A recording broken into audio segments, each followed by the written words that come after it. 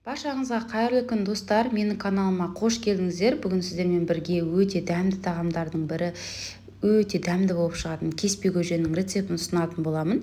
Қамырымыз ешқандай езілмейді және өте дәмді болады. Міндетті түрде дәл осы менің рецептіммен жасап көруге кеңес беремін. Видеоны соңына дейін қарап, менің каналыма тіркеліп қоюды ұмытпаңыздар. Ал ендеше бастаймыз. Ең әуелі қазанымызға сұйық май құямыз, аз мөлшерде құямыз. Сұйық май болған соң үстіне етімізді салып, етіміз қызарғанша жақсылап қуырып аламыз. Етіміз қызара бастағанда үстіне пиязымызды саламыз. Тағы да жақсылап қуыра бастаймыз. Осылай 2-3 минут шамасында қуырамыз. Пиязымыз бен етіміздің суы шығып, сарғая бастаған кезде сәбізді салып, осылай тағы да 4-5 минут шамасында қуырып алатын боламыз. Мінекей барлығы бұқтырылып, суы тартылған кезде үстіне қызанақты саламыз. Томат пастасын немесе осындай кез келген салат түрін қосып жібердім. Мен өзімнің жасаған салатымды қосып жібердім. Енді татымына қарай тұзымызды, универсальный приправаларымызды қосып, қара бұрыш қосып, жақсылап араластырып, осылай қуырып алатын боламыз. Неғұрлым біздің сорпамыз жақсы қуырылып, жақсы қайнатылса, соғұрлым біздің тағамымыз дәмді болады. Үстіне суымызды құйып, лавр жапырағын құйып, бетін жауып қайнататын боламыз. Ал оған дейін қамырымызды дайындайтын боламыз. Жұмыртқаға кішкене суымызды, тұзымызды салып, жақсылап араластырып аламыз. Тұзымыз ерігенше, содан соң ұнымызды алдын ала електен өткізіп алып, ұнымыздың барлығын бірден емес, жарты мөлшерін құйып, басында осылай қасықпен араластырып, кейін қолымызбен араластырып, қамырымызды илеп алатын боламыз. Достар, менің бұл рецептінің құрамын төменде описание бөліміне қалдырамын. Төменнен қарасаңыздар болады. Қамырымызды жақсылап илейміз. Осы мөлшерде ұнды қосыңыздар. Біздің қамырымыз жұмсақ емес, тығыздау болуы керек. Және ыдыстан алып осылай тағы да қайтарып жақсылап илеп алатын боламыз. Мінекей бізде осындай біркелкі қамырымыз пайда болды. Жұмсақ емес, орташа, тығыздау. Енді бетін жауып тындырамыз. Оған дейін біздің сорпамыз дайын болып, қайнап, жақсы болып қайнады. Енді осының үстіне картопты саламыз. Тағы да араластырып, тағы да бір 20 минут шамасында жартылай картопымыз піскенше бетін жауып қалдырамыз. Қамырымызды алып, әр 10 минут сайын осылай 2 рет қайтара жібереміз. Осылай илеп аламыз. Сол кезде біздің қамырымыз тегіс жайылады және оңай жайылатын болады. Ал енді қамырымызды жаятын боламыз. Басында осылай ұнымызды көбірек себетін боламыз, кейіннен азырақ себетін боламыз. Мен үнемі осылай жасаймын, сосын бірден орайып емес, басында осылай оқтауменен басып, 4-1 қылып жасап аламыз. Кейіннен ұнымызды себе отырып, қамырымызды орап, оқтауменен жайып алатын боламыз. Қатты баспаймыз және де жай баса отырып, осылай барынша жіңішке қылып жайып алатын боламыз. Біздің қамырымыз ешқандай езілмеу үшін тұзы барлығы бізде жақсы болуы қажет. Тұзы кем болған жағдайда біздің қамырымыз езіліп кетеді. Тұзы ащы болса да болмайды, сондықтан орташа қылып қосасыздар. Мінекей барлығын қамырымызды жұқа қылып жайып алдық. Өте әдемі бір қалыпты шықты. Енді ұн қоспай-ақ немесе арасына ұн сеуіп, осылай орап алып, кеспелерімізді кесіп алатын боламыз. Қалауларыңыз бойынша жіңішке қылып, майда қылып кессеңіздер болады. Бізге осылай ірі қылып тураған ұнайды, сондықтан орташа қылып турап алдым. Мінекей барлығын жақсылап турап аламыз. Барлығы біркелкі болуы қажет. Бұл рецепті мен бұрыннан жасаймын. Апам үйреткен рецепт, сондықтан қорықпай дәл осы менің рецептіммен жасай беріңіздер.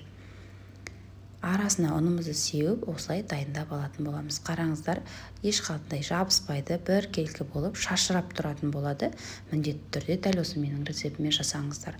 Алдын ала қамырларымызды дайындап алдық. Енді сорпамыз барлығы біркелкі қайнап, осындай түске енді осының үстіне қамырларымызды салып, қамырымызды пісіріп алатын боламыз.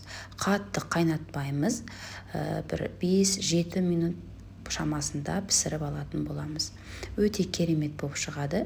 Достар, менің каналымда түрлі тағамдардың, түрлі тәттілердің рецептісі бар. Каналыма тіркелмеген болсаңыздар, тіркеліп, қазақша контентті қолдап, лайк басып, пікір қалдыруды ұмытпаңыздар. Мінекей біздің кеспелі сорпамыз дайын. Суды көбірек қоссаңыздар болады, бірақ бізге осылай қою болған ұнайды. Өте тойымды болады. Міндетті түрде ұнаса жасап көріңіздер. Және каналым ұнаса лайк басып, пікір қалдыруды ұмытпаңыздар. Сіздермен болған Нұрия Амангелді. Келесі видеода жолыққанша қош сау болыңыздар. Назарларыңызға үлкен рахмет.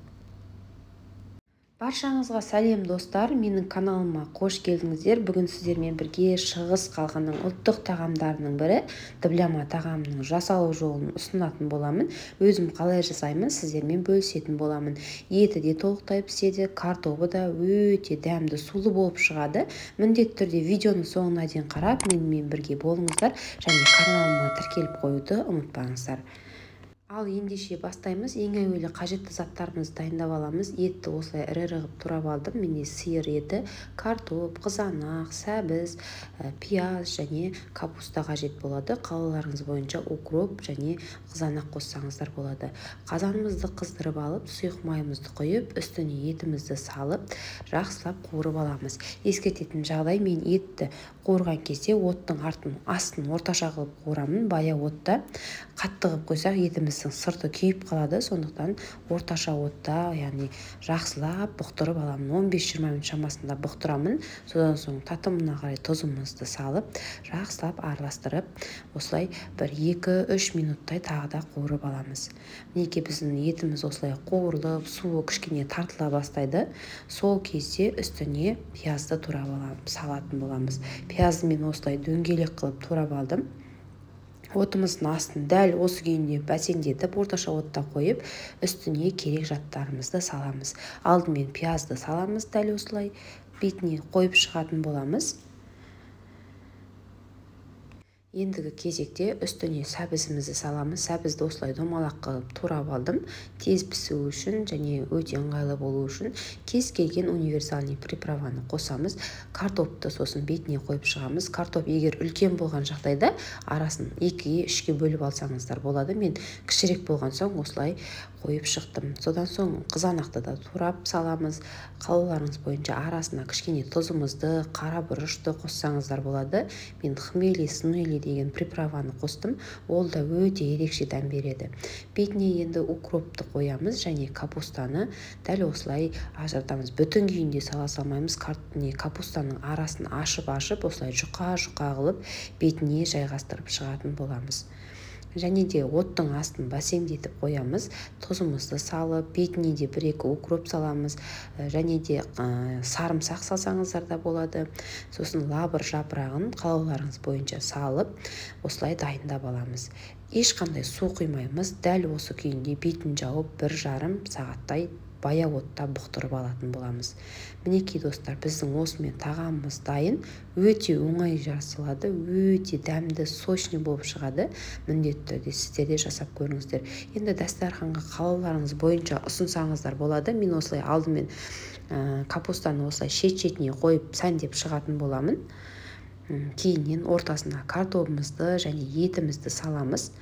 Сөйтіп әрлеп қоятын боламыз. Қараңыздар, еті де толықтай піскен, картоп та барлығы өте керемет болып піскен. Суы өз күйінде, ешқандай су қосқан жоқпын, тек сұйық май ғана қостым. Суын осылай бетіне қойып ұсынсаңыздар болады. Бетіне қалауларыңыз бойынша укроппен, көкпиязбен сәндесеңіздер болады. Қонақ келгенде де осылай жасай берсеңіздер, өте дәмді, ұялмай қарсы алатын боласыздар. Достар, менің каналымда түрлі тағамдардың, түрлі тәттілердің рецептісі бар. Каналыма тіркелмеген болсаңыздар, қазақша контент қолдап тіркеліп өтсеңіздер. Және видеом ұнаса лайк басып, пікір қалдыруды ұмытпаңыздар. Міндетті түрде сіздерге керемет видеоларды бөлісіп отыратын боламын. Видеоны соңына дейін қарағандарыңызға рахмет. Сіздермен болған Нұрия Амангелді. Келесі видеода жолыққанша сау болыңыздар. Баршаңызға қайырлы күн достар, менің каналыма қош келдіңіздер. Бүгін сіздермен бірге өте тойымды әрі ерекше тағамдардың бірі штрудель тағамының жасалу жолын ұсынатын боламын. Міндетті түрде видеоны соңына дейін қарап, менімен бірге болыңыздар. Ал ендеше бастаймыз. Ең әуелі қазанға сұйық майымызды құйып, қызған майға пиязымызды осылай ұсақтап турап алып, жақсылап қуырып аламыз. Пиязымыз қуырылғаннан кейін үстіне етті осылай ірі қылып турап салып алдым. Барлығын жақсылап, суы тартылғанша бетін жауып, орташа отта жақсылап қуырып алатын боламыз. Мінекей біздің пиязымыз бен етіміз қуырылып болды. Үстіне томат пастасын және ұсақтап туралған сәбізді, кез келген дәмдеуіш приправа, қара бұрыш және татымына қарай тұзымызды салып, жақсылап барлығы суы тартылғанша қуырып алатын боламыз. Суы тартыла бастаған кезде үстіне бір кеседей суымызды құйып аламыз және бетін жауып, орташа отта бұқтыратын боламыз. Ал оған дейін қамырын дайындайтын боламыз. Оған суымызға жұмыртқаны, татымына қарай тұзымызды салып, жақсылап ұнымызды алдын ала електен өткізген ұнымызды салып, қамырымызды илейтін боламыз. Бізде қатты емес, не жұмсақ емес, бірақ тығыздау қамырымыз пайда болады. Құрамындағы заттарын төменде описание бөліміне қалдырамын, сол жақтан қарасаңыздар болады. Қамырымыз мінекей осындай болады. Жақсылап қамырымызды илеп жібереміз. Неғұрлым қамырды жақсылап илесеңіздер, соғұрлым қамырдың жайылуы да өте керемет болып шығуы да соған байланысты. Мен осылай 10 минут тындырып қойып, қайта-қайта жақсылап илеп алдым. Қараңыздар, біздің қамырымыз өте керемет болып шықты. Енді біздің қазанымыздағы отымыз әбден бұқтырылып, етіміз пісуге жақын қалды. Үстіне картопты саламыз. Енді дәл осы күйінде барлығын бір 15-20 минут шамасында тағы да қайнатып бұқтыратын боламыз. Және үстіне суымызды құямыз. Картопымыз піскенше кішкене бұқтыратын боламыз. Олға дейін біздің қамырымыз жақсылап июі қанды, тағы да қолымызбен илеп жіберіп, енді қамырымызды жаятын боламыз. Қамырға ұнымызды сеуіп отырып, алдымен осылай қолымызбен жақсылап жазып алатын боламыз. Кейіннен оқтауменен жаямыз. Қамырымыз бір тегіс және әдемі шығу үшін міндетті түрде дәл осылай жасап алыңыздар. Содан кейін ұнымызды себе отырып, қамырымызды жаятын боламыз. Оқтаудың екі шетін баса отырып, қамырымызды жаямыз. Ешқандай салмақ салмаймыз, күш салмаймыз. Қамырды қатты мыжғыламаймыз. Өз күйінде жай үстінен баса отырып айналдырсаңыздар, біздің қамырымыз бір тегіс әдемі жайылатын болады. Достар, менің каналымда түрлі тәттілердің, түрлі тағамдардың рецептісі бар. Каналыма тіркелмеген болсаңыздар, тіркеліп, қазақша контентті қолдап, лайк басып, пікір қалдыруды ұмытпаңыздар. Сіздер үшін болмасы нәрсе мен үшін үлкен мотивация десем де болады. Мінекей қамырымызды бір тегіс қылып жайып алдық. Қараңыздар, өте жұқа, астындағы суреттері көрініп тұр, бір тегіс әдемі болып шықты. Енді осының үстіне сұйық майды немесе сары майды құямыз. Мен сары майды ерітіп алдым. Бетіне жақсылап жайып аламыз. Бүкіл жеріне тигізіп жақсылап жайғаннан кейін осылай укропымызды сеуіп шығатын боламыз. Укропты да бір тегіс қылып сеуіп алдық. Енді қамырымызды шетінен бастап жайлап орап шығатын боламыз. Қатты тығыздау емес, орташа қылып, кішкене бостау қылып, қамырымызды жақсылап орап алатын боламыз. Мінекей біздің қамырымыз дайын болды. Енді осы қамырды дәл видеодағыдай турап дайындап алатын боламыз. Арасында слойкалар осылай көрініп тұруы қажет. Барлығын бір келкі қылып турап аламыз. Енді біздің оған дейін қазанымыз қайнады, картошкамыз пісуге жақын, етіміз де пісіп тұр десем де болады. Енді осының үстіне жаңағы кесілген қамырларымызды жайғастырып шығамыз. Барлығын жауып 15-20 минут шамасында орташа отта бұқтырамыз. Қараңыздар, біздің тағамымыз толықтай пісіп шығады. Картошкамызда, әсіресе етіміз өте дәмді әрі балбырап күшті болып піседі. Міндетті түрде дәл менің рецептіммен жасап көруге кеңес беремін. Видеом ұнаса лайк басып, пікір қалдыруды ұмытпаңыздар. Сіздермен болған Нұрия Амангелді. Келесі видеода жолыққанша қош сау болыңыздар. Назарларыңызға үлкен рахмет. Баршаңызға сәлем достар, менің каналыма қош келдіңіздер. Бүгін сіздермен бірге өте тойымды, ерекше тағамдардың бірі орама тағамның рецептін ұсынатын боламын. Бұл тағамның жасалуы, түйілуі өте ерекше, өте тойымды болады. Міндетті түрде ауызашарға жасап көріңіздер, сіздерге ұнайды деген сенімдемін. Және видеоның соңына дейін қарап, менің каналыма тіркелмеген болсаңыздар, тіркеліп қоюды ұмытпаңыздар.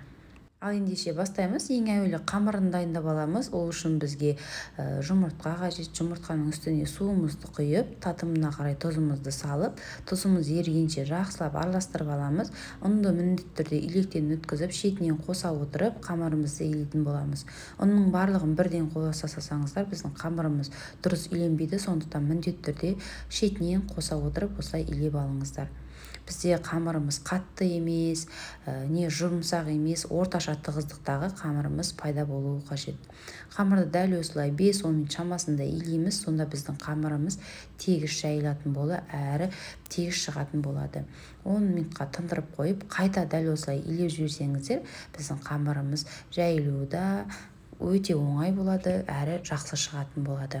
Енді осы күйінде қамырымызды жақсылап илеп алғаннан кейін 5-10 минут шамасына тындырып, маечкаға, пакетикке салып қалдыратын боламыз. Ал оған дейін начинкамызды дайындаймыз. Ол үшін тартылған сиыр еті, менде тартылған сиыр етін алып, үстіне пиязымды салдым, картопты салдым, және қалауларыңыз бойынша асқабақ салсаңыздар болады. Мен тойымды болсын деп кішкене асқабақ салдым. Енді татымына қарай тұзымызды, қара бұрышты және кез келген дәмдеуіш приправаларды қолдансаңыздар болады. Барлығын қосып, жақсылап араластырып аламыз. Сұйық май қосып жіберсеңіздер де болады. Мен қоспадым. Фаршым майлы болғандықтан барлығын жақсылап, тұзымыз бен қара бұрышымыз сіңгенше жақсылап араластырып аламыз.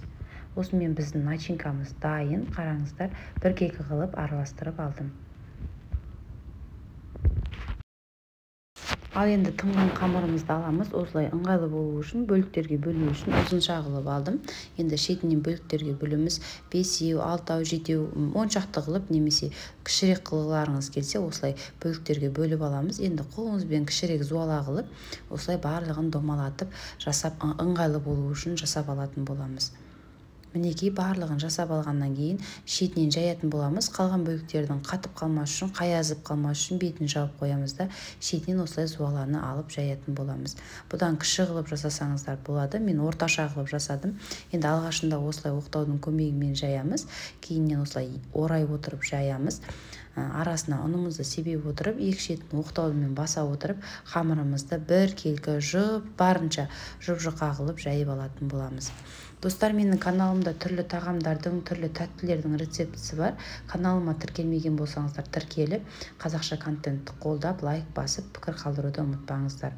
Жұқа қылып жайылған қамырдың арасына майымызды жағамыз, содан соң начинкамызды салып, дәл видеодағыдай осылай оқтауға орап аламыз. Бұның түйілуі осы ерекшелігі. Қараңыздар, видеода толықтай түсінікті. Дәл осылай оқтауға орап алғаннан кейін екі шетінен қысып ортаға жайып, одан кейін барып түсіреміз. Мінекей бізде осындай орамаларымыз дайын болады. Сіздерге түсінікті болу үшін қайтадан көрсетейін. Барынша жұқа қылып арасына сұйық май жаққан начинкамыздың үстіне начинкамызды салғаннан кейін видеодағыдай оқтаумен ораймыз және екі шетінен осылай ортаға қарай жылжытамыз. Мінекей бізде осындай қамырымыз пайда болды. Енді алдын ала мантоваркаға суымызды қайнатып алып, 45-50 минут шамасында асықпай пісіріп аламыз. Міндетті түрде бетін қалауларыңыз бойынша майласаңыздар болады. Мінекей осылай пісіріп алатын боламыз. Достар, қараңыздар, біздің орамамыз, ханым тағамымыз пісіп шықты. Өте керемет, өте жұмсақ, тойымды болып шықты. Қалауларыңыз бойынша осылай ұсына берсеңіздер де болады. Немесе бетіне пияз, сәбіздерді қуырып подлив жасасаңыздар да болады. Мен осылай салатпен ұсындым. Өте дәмді болды. Міндетті түрде жасап көріңіздер, сіздерге ұнайды деген сенімдемін. Видеоны толықтай қарағандарыңызға рахмет. Сіздермен болған Нұрия Амангелді. Келесі видеода жолыққанша қош сау болыңыздар. Лайк басып пікір қалдыруды ұмытпаңыздар. Назарларыңызға рахмет. Баршаңызға қайырлы күн, достар. Менің каналыма қош келдіңіздер. Бүгін сіздермен бірге қытырлап тұратын, дәмі ауыздай салсаң ерейтін, өте дәмді болып шығатын қатпарлы самсаның рецептін ұсынатын боламын. Видеоны соңына дейін қарап, менімен бірге үйреніп алыңыздар. Және каналыма тіркелмеген болсаңыздар, тіркеліп, қасындағы қоңырау батырмасын басып қоюды ұмытпаңыздар. Сол кезде менің алғаш шыққан видеоларымды жіберіп алмайтын боласыздар. Ал ендеше бастаймыз. Ең әуелі бізге суымызға тұзымызды салып араластырып аламыз. Үстіне бір шай қасықпен уксусты қосамыз да, тұзымыз ерігенше жақсылап араластырып аламыз. Ұнымызды алдын ала електен өткізіп алып, үстіне ерітілген сары майды құйып аламыз. Содан соң жаңағы тұзды суымызды құйып, барлығын араластырып қамырымызды илейтін боламыз. Құрамындағы заттарын толықтай описание бөліміне жазып қалдырамын, сол жақтан қарасаңыздар болады. Бізде тығыздау қамыр пайда болады. Ешқандай ұнды мөлшерден артық қоспаңыздар, қамырымызды жақсылап илеп алатын боламыз. Біздің қамырымыз бір келкі тығыздау қамыр болады. Енді осы қамырды қайта-қайта жақсылап илейміз. Сол кезде біздің қамырымыз жақсы шығатын болады. Мінекей біздің қамырымыз дайын болды. Бір жарты сағат көлемінде июі қанғанша қалдырамыз. Одан соң қайтадан алып, қайтадан жақсылап илеп жібереміз. Неғұрлым қамырды жақсылап илесеңіздер, соғұрлым біздің қамырымыз теп-тегіс болып шығады, әрі жайылғанға да ыңғайлы болады. Енді зуаламызды теңдей етіп екіге бөліп, біреуін маечкаға салып аламыз да, екінші бөлігін жақсылап жаятын боламыз. Ол үшін алдымен ұнымызды себе отырып, қолымызбен осылай жасап аламыз. Міндетті түрде осылай бірінші жасап алыңыздар, содан кейін қана оқтауменен жаямыз. Басында мен оқтаймен барлығын бір кекі қылып тегістеп аламын. Кейін кішкене ұнды себе отырып оқтаумен жаятын боламын. Оқтаудың екі шетін баса отырып жаямыз, қатты салмақ салмаймыз. Біздің қамырымыз өте теп-тегіс әдемі болып жайылады, себебі июі қандырып қайта-қайта илеп алдым. Сіздерге де кеңесім, оқтаумен жайған кезде тура оқтаудың екі шетін баса отырып жайыңыздар. Сол кезде қамырларыңыз теп-тегіс болып шығады, әрі домалақ формасын сақтайтын болады. Қамырымызды барынша жұқа қылып жайып аламыз. Егер де жабысып жатқан жағдайда арасына кішкене ұнымызды сеуіп, қамырымызды жақсылап жайып алатын боламыз. Бізде қамырымыз жұқа болуы қажет, сондықтан мұқият жақсылап жайып алыңыздар. Мінекей достар, қамырымызды барынша жіңішке қылып жайып алдым. Қараңыздар, өте жұқа болды. Астындағы суреттері көрініп тұр. Енді бетіне осының ертілген сары майды құйып, жақсылап бір кекі қылып тегістеп жағып шығатын боламыз. Менде сары майдың проценті 82%. Осылай жағып шығатын боламыз. Бірінші шет-шетіне тимеген жағдайда, дәл видеодағыдай мен сияқты жасаңыздар. Екі шетінен ала отырып, осылай ортасына қарай майдың үстіне қоямыз. Сол кезде біздің майымыз бір кекі болып жайылады, әрі бүкіл жерге жағылатын болады. Барлық жерге майымызды тегістеп жағып аламыз, және екінші зуаланы да дәл солай жұқа қылып жайып алыңыздар. Осы жаққаннан кейін майды екінші қамырды осылай оқтаудың көмегімен бір кекі қылып жаңағы қамырдың үстіне қоямыз. Қайтадан арасына сары майды жағамыз. Бір кекі қылып әдемілеп жағып алыңыздар. Мінекей барлығын жағып әдемілеп болғаннан кейін енді қамырымызды орайтын боламыз. Сіздерге түсінікті болып жатса, комментарий бөліміне, түсініксіз болса, комментарий бөліміне сұрақтарыңызды қойсаңыздар болады. Енді қамырымызды тығыздап ораймыз, арасына ешқандай ауа қалмауы қажет, сондықтан мұқият жақсылап тығыздап орап аламыз. Орап алғаннан кейін дәл видеодағыдай осылай қайтара отырып, осылай тығыздап қамырымызды дайындайтын боламыз. Енді жарты сағат көлемінде морозильникке маечкаға салып қалдырамыз. Оған дейін начинкамызды дайындаймыз. Менде фарш, пияз және кішкене құйрық майды салдым. Майлы болуы үшін әдемі дәм беретін болады оның үстіне. Қара бұрыш тұзымызды салып, жақсылап араластырып алатын боламыз. Ал оған дейін біздің қамырымыз холодильникте тұрды. Қараңыздар, өте керемет болып шықты. Енді қамырымызды шетінен осылай міндетті түрде өлшеп алыңыздар. Егер самсаларыңыз бір келкі болып әдемі шықсын десеңіздер, осылай 40-50 граммнан өлшеп алсаңыздар болады. Қараңыздар, достар, біздің қамырымыздың арасы өте қатпарлы, өте бір келкі болып шықты. Енді самсаларымызды жасайтын боламыз. Алдын ала осылай барлығын дайындап аламыз. Сосын самсаларымызды жасайтын боламыз. Бізді осылай жайған кезде ешқандай ұн себудің қажет етпейді. Ешқандай ұнды сеппей-ақ осылай барынша жіңішке қылып жайып аламыз. Енді түйілу әдісін көрсетейін. Дәл видеодағыдай мен сияқты екі шетін біріктіріп алып, және екі шетін тағы да осылай орап аламыз.